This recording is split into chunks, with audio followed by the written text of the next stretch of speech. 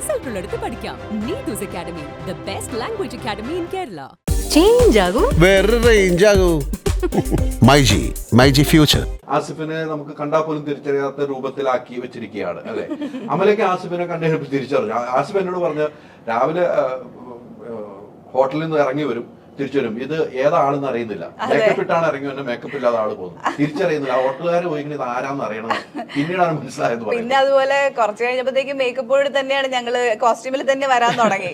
അപ്പൊ അവിടെ ഹോട്ടലിലുള്ള ആൾക്കാരൊക്കെ ഇത് ഏതാണ് ഈ അലവലാദികൾ, ഇത് എവിടെ നിന്ന് വരുന്നു, അവിടെ മറ്റേ ഫോറിനേഴ്സ് ഒക്കെ ഒന്ന് താമസിക്കുമ്പോൾ അവര് ഇത് ബാക്കിൽ കൂടെ പോകേണ്ട ആൾക്കാർ എന്താ ഇതിൽ കൂടെ വരുന്നത്. ഞാനും ആസ്വദിച്ചിരിക്കും, ദൈവം ഇവരുടെ നോട്ടം നോക്കിയേ, അത് ഏതോ അടിമകളെ പിടിച്ചുകൊണ്ടെന്ന് വരുന്ന പോലെയാണ് അവരുടെ എക്സ്പ്രഷൻ. ജീവിതം അങ്ങനെയായി. കാരണം ഒരു ദിവസം ഒരു ഭയങ്കര ഫണ്ണി ഇൻസിഡന്റ് ഉണ്ടായത്, ഞങ്ങൾ തിരിച്ച് സെറ്റിന്ന് വരുവാണ് ഹോട്ടലിലേക്ക്. അപ്പം ആസിഫിനപ്പം ഒരു he wanted to use the loo, rest room emergency വന്നു. അപ്പൊ എന്റെ ഡ്രൈവർ ആണെങ്കിൽ യു റിമെമ്പർ ദാറ്റ് ഗൈനോ, നല്ല വെൽ സൂട്ടഡ്, എപ്പോഴും സൂട്ട് ബൂട്ടൊക്കെ ഇട്ടിട്ട് നല്ല ഹൈറ്റ് ഉള്ള ഒരു മനുഷ്യനാണ്. അപ്പൊ ആസിഫ് ഈ കോസ്റ്റ്യൂമിൽ ആളുടെ ഇത്രേ ഉള്ളൂ. അപ്പൊ ആൾ ആസിഫിനെ കൊണ്ട് ഒരു കഫേയിൽ പോയേക്കുവാണ്. അവിടുത്തെ ആൾക്കാർ പത്ത് ഏതോ അടിമേനെ വാങ്ങിച്ചുകൊണ്ട് വന്ന പോലെ ഇത്ര സൈസ് ആണ്. എന്റെ ആള് പുള്ളി ആസിഫിനോട് you want coffee, അടിമേനെ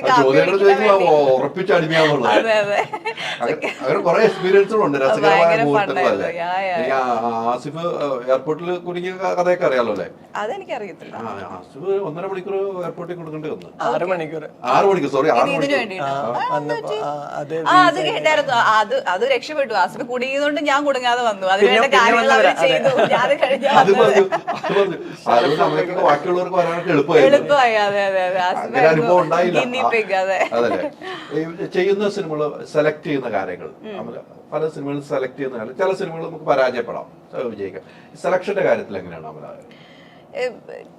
to make it simple, ഞാൻ ഒരു കഥ കേൾക്കുമ്പം എനിക്ക് കാണാൻ ഇഷ്ടപ്പെടുന്ന സിനിമകൾ ഉണ്ടാവുമല്ലോ. നമുക്ക് എല്ലാ സിനിമയും ഇഷ്ടപ്പെടുന്ന വരത്തില്ല. എനിക്ക് കാണാനായിട്ട് എനിക്ക് കുറച്ചൊക്കെ എൻ്റെ ഒരു ഗൈഡ് ലൈൻസ് എന്ന് പറയുന്ന പരിപാടികളുണ്ട്. അപ്പൊ സ്റ്റോറി കേൾക്കുമ്പം അതായിരിക്കും എന്നെ ഹുക്ക് ചെയ്യുന്നത്. ഓക്കെ, ഈ സിനിമ ഞാൻ കാണുന്ന സിനിമയാണ്, അപ്പൊ എനിക്ക് അതിലേക്ക് എന്റെ ബെസ്റ്റ് ചെയ്യാൻ പറ്റും. അപ്പൊ അതാണ് ഞാൻ മെയിൻ നോക്കുന്നത്.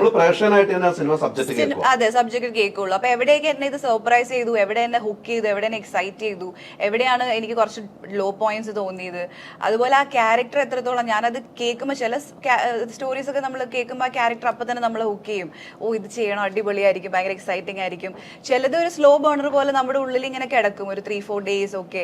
അപ്പൊ അങ്ങനെയൊക്കെ വെച്ചിട്ടാണ് ഞാൻ ജഡ്ജ് ചെയ്യുന്നത്. നമുക്ക് ജഡ്ജ് ചെയ്യുന്ന കഥകൾ പാളി പോകാറില്ലേ? പിന്നെ ഉണ്ട്. അതെനിക്ക് തോന്നുന്നു മോസ്റ്റ്ലി പാളി പോയിട്ടുള്ള കഥകൾ എനിക്ക് അറിയായിരുന്നു പാളുമെന്ന്. പക്ഷെ എന്നാലും വേറെ എന്തെങ്കിലും ഗുഡ് ഫാക്ടേഴ്സ് നോക്കിയായിരിക്കും അത് ചെയ്തിട്ടുണ്ടാവുക. അപ്പം അങ്ങനെയുണ്ട്. അങ്ങനെ കൈ കൊടുക്കുന്നത്. മലയാളത്തിൽ വേണ്ടത്ര സിനിമകൾ എനിക്ക് തോന്നുന്നു വലിയ ഗ്യാപ്പിന് ശേഷമാണ് ടീച്ചറുമായിട്ട് വരുന്നത്. പിന്നെ ഇപ്പൊ ഇതെല്ലാം ലാംഗ്വേജിൽ ഉള്ളതുകൊണ്ട് കുഴപ്പമില്ല. പക്ഷെ എനിക്ക് അങ്ങനെ ഒരു ഗ്യാപ്പ് വരുന്നു മലയാളത്തിൽ. എന്താണ്? അതൊരു ഓർഗാനിക് ആയിട്ടുള്ള ഒരു സംഭവമായിരുന്നു. കാരണം ഞാൻ കെടാവർ പ്രൊഡ്യൂസ് ചെയ്തു 2019. പിന്നെ അത് കഴിഞ്ഞ് കോവിഡ് വന്നു.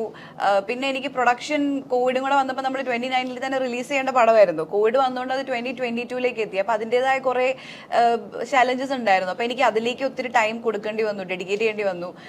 പിന്നെ മൊത്തത്തിൽ ആ കോവിഡ് വന്നതിന് ശേഷം മൊത്തത്തിൽ എല്ലാവർക്കും ഒരു ബ്രേക്കും കാര്യങ്ങളൊക്കെ ആയിരുന്നല്ലോ.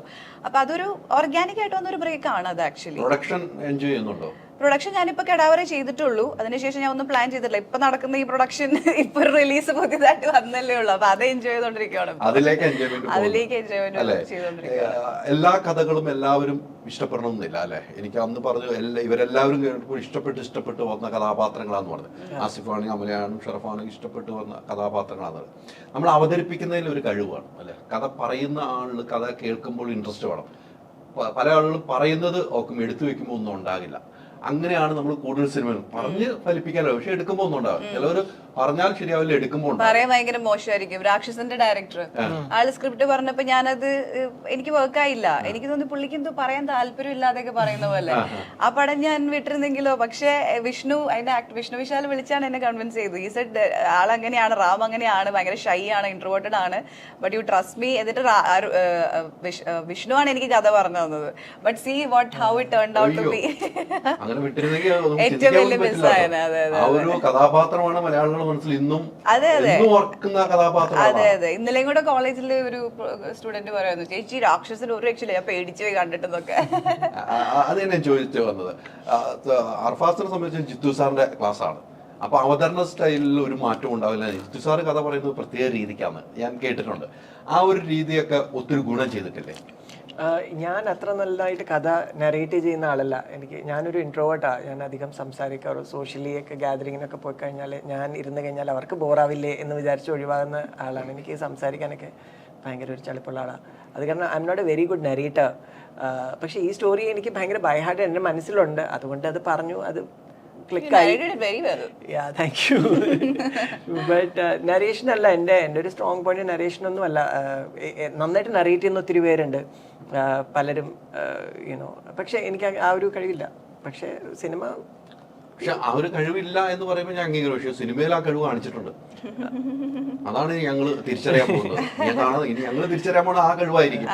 അതിന്റെ ഉദാഹരണം ഇപ്പൊ രാക്ഷസിന്റെ കാര്യം പറഞ്ഞത്, അങ്ങനെ ഒരു ഉദാഹരണം എടുത്ത് മുന്നിൽ വെച്ചുകൊണ്ടാണ് ഇപ്പൊ അമല പറഞ്ഞത്. I think Arfaz he narrated it very well. And അർഫാസിന് ഫസ്റ്റ് ഓഫ് ഓൾ ഒത്തിരി ക്ലാരിറ്റി ഉണ്ട്. ഇപ്പം ക്ലൈമാക്സിൽ തന്നെ ഞങ്ങൾ ഒരു സീൻ റീഷൂട്ട് ചെയ്തായിരുന്നു, ക്ലൈമാക്സ് സീൻ. ബിക്കോസ് അത് വർക്ക്ഔട്ട് ആയില്ല, യുനോ. ആൻഡ് ദെൻ ഞങ്ങൾ പിന്നെയും ഡിസ്കസ് ചെയ്ത് ഞങ്ങൾ രണ്ടുപേരും കുറച്ചുകൂടെ ക്ലാരിറ്റിയിൽ വന്നപ്പോൾ ഞങ്ങൾ അത് ഷൂട്ട് ചെയ്തപ്പോൾ it came out really well. അപ്പോൾ ഒരു പുതിയ ഡയറക്ടർ അത്രയും യൂഷ്വലി പുഷ് ചെയ്യാറില്ല. But he really pushes because he has clarity and ആൾക്കറിയാം ആൾക്ക് എന്താ വേണ്ടതെന്ന്. അപ്പം ഈ ഫിലിം ആളുടെ മൈൻഡിലുണ്ട്. അതാണ് ഇപ്പം യുനോ ലെറ്റ്സ് ഹോപ്പ്. അതെ അതെ, തീർച്ചയായിട്ടും. അമലയ്ക്ക് ഏറ്റവും ഇഷ്ടപ്പെട്ട സിനിമകൾ, വേണ്ട എന്ന് വെച്ച സിനിമകൾ ഒന്ന് ഓർത്തെടുക്കാൻ പറഞ്ഞാൽ ഏത് ഓർത്തെടുക്കാൻ പറ്റും? ഇന്ന് വേറൊരു ഇന്റർവ്യൂല് ഞാനിത് അവർ ചോദിച്ചിട്ട് പറഞ്ഞതാ.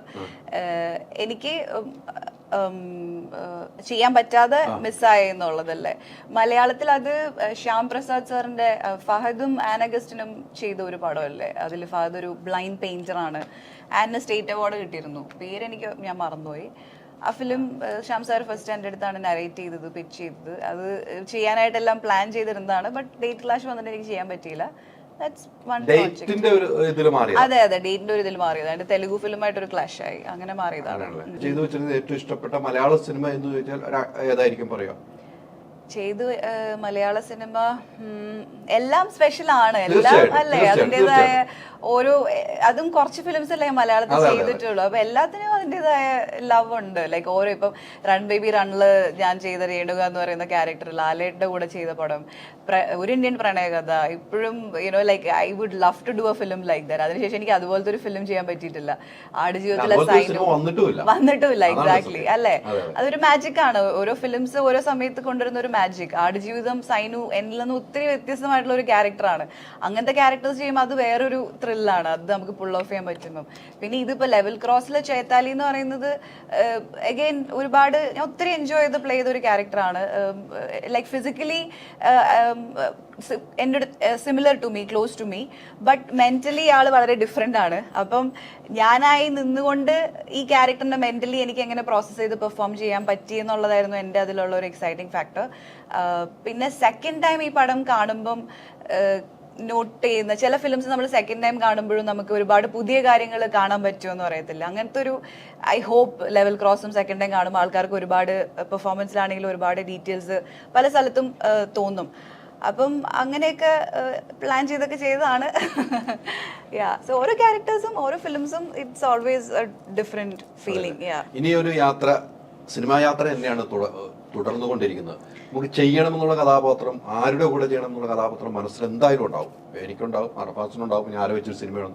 അങ്ങനെ ഉണ്ടെങ്കിൽ ആരുടെ പേര് പറയാൻ പറ്റും? എല്ലാവരും. എന്തിനാണ് ഒരാളെ എന്തിനാണ് ഒരാളെ മാത്രമാക്കുന്നത്? എല്ലാവരും യുനോ, എല്ലാ ടാലന്റഡ് ആയിട്ടുള്ള ആക്ടേഴ്സിന്റെയും ഡയറക്ടേഴ്സിന്റെയും പ്രൊഡക്ഷനിലും ചെയ്യണമെന്നാണ് എൻ്റെ ആഗ്രഹം. ആൻഡ് എനിക്ക് ഇനി കുറച്ചുകൂടെ ലവ് സ്റ്റോറീസ് അല്ലെങ്കിൽ happy you know light hearted roles. Because ഒരു ത്രില്ലർ ഒരു ജോണറിലാണ് ഞാൻ ചെയ്തുകൊണ്ടിരുന്നത്. അതിൽ നിന്ന് മാറി ട്രൈ ചെയ്യണമെന്നാണ്. അതെ അതെ, ഇപ്പോഴാണ് റൊമാൻറ്റിക് ഏറ്റവും ഹൈയിൽ നിൽക്കുന്നത്. അപ്പോൾ I want to enjoy that even in my films. അതാണ് എനിക്ക് ഇഷ്ടപ്പെട്ടു. അതാണ് കറക്റ്റ് കേട്ടോ. അർഫാസ് അങ്ങനെ ഒരു കഥയും കൂടെ റെഡി ആക്കണം. ഞാൻ ഓൾറെഡി പറഞ്ഞു. റെഡിയാണ്.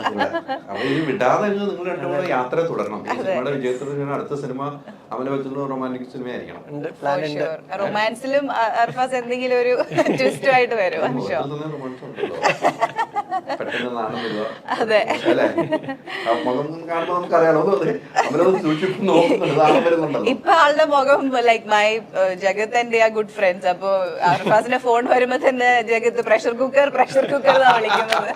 ഓൾമോസ്റ്റ് ഏത് നിമിഷവും പൊട്ടാവുന്ന ഒരു പ്രഷർ കുക്കറാണ്. ശരിയാണ്. പക്ഷെ എന്തായാലും അർഫാസിന്റെ ഈ ടീം, ഇതിന്റെ ഏറ്റവും വലിയ ഹൈലൈറ്റ് നമ്മൾ ഈ സിനിമ നല്ലതെന്ന് നമ്മൾ വീണ്ടും വീണ്ടും പറയുന്ന ഡീകു കമ്പനി എടുത്തോണ്ടാണ്. ദുൽഖർ കമ്പനി എടുക്കുമ്പോൾ തന്നെ ഈ സിനിമയ്ക്ക് എന്തുമാത്രം ഹൈപ്പുണ്ട് നമുക്ക് കണ്ടെടുക്കുന്നതാണ്, അല്ലാതെ സിനിമ എടുക്കില്ല അവർ. അപ്പൊ അത് ഓക്കെയാണ്, അതും നമ്മുടെ ഒരു ഭാഗ്യമാണ്. ഭയങ്കര ഹാപ്പി ആയി വേഫ ഫിലിംസ് പ്രോജക്ട് എടുത്തപ്പോൾ തന്നെ. ഇറ്റ്സ് ലൈക്ക് എ ബിഗ് ഒരു എന്താ പറയാ, making already making the film bigger. Especially when they watched the film and then they decided no, we want to take this film. തീർച്ചയായിട്ടും. ഇന്നലെ ക്യാമ്പസിൽ പോയി അടിച്ചു പൊളിച്ചു, അതും പ്രേക്ഷകർക്ക് ഇഷ്ടപ്പെട്ടു. അപ്പൊ നിങ്ങൾ അടിച്ചു പൊളിച്ചുള്ള ജീവിതമാണ് ഈ സിനിമയിൽ ഉണ്ടായിരിക്കുന്നത്. ഈ സിനിമ സൂപ്പർ ഹിറ്റ് ആകട്ടെ അമല. ഇനിയും മലയാളത്തിൽ സിനിമകൾ ചെയ്യണം അർഫാസ്, ഇനിയും സിനിമകൾ പറഞ്ഞവരൊന്നും ഇനിയും ഇന്റർവ്യൂസ് ചെയ്യണം. തീർച്ചയായും. അമല പറഞ്ഞ, നമ്മൾ നേരത്തെ പറഞ്ഞ അമലയായിട്ട് ചേർന്ന് നിന്നാൽ അമല എന്താന്ന് മനസ്സിലാക്കാൻ പറ്റും. പുറത്തുനിന്ന് പറയുന്നത് പറയട്ടെ, പറഞ്ഞുകൊണ്ടേയിരിക്കട്ടെ. പറയുന്നവരും നമ്മുടെ വളർച്ച വളർന്നുകൊണ്ടേയിരിക്കും. ഒത്തിരി സന്തോഷം. മറന്നു പോകണ്ട, ഈ സിനിമ സൂപ്പർ ഹിറ്റ് ആവും. 50-ാം 100-ാം ദിവസമൊക്കെ ഇതിന്റെ 100-ാം ദിവസങ്ങൾ കഴിഞ്ഞിട്ട് നമുക്ക് കൊച്ചിന്റെ ബർത്ത്ഡേ ഉൾപ്പെടെ ആഘോഷിക്കാം. ഓ വാവ്, അങ്ങനെ ആവട്ടെ. Thank you Ali.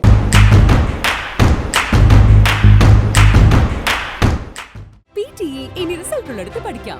Neethu's academy, the best language academy in Kerala. Change ആകൂ, വേറെ റേഞ്ച് ആകൂ.